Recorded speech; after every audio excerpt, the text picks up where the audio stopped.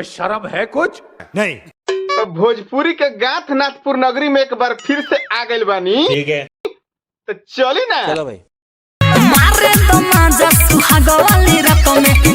मारले मारले मारले एमे पूछत का बा? हमको नहीं पता। ना पता बा तो इतना रात के केने जाइब ओकरे से पूछ नु। क्या बात कर रहे हैं? नैहर से पानी जगवले। एमे कहे वाला कौन बात बा? सब केहू तो नैहरे से जगौले रहेला। कहीं ठोकल होके तो बताव। काचे अभी जवानी बराजा कर में यूज रहुआ आई खूबे मजा। का बात करता रू साचो का? गौरी सब पूरे रात खड़े खंड पर धोखा मत द भईवा के। कहना क्या चाहते हो? हाँ हाँ ये कि का कहे चाह तारू जल्दी बताव। ऊपर के धरे वाला हो नीचे के करे वाला हो। का कहलू? ऊपर के धरे वाला हो नीचे के करे वाला हो। ऊपर के धरे वाला हो आ नीचे के करे वाला हो।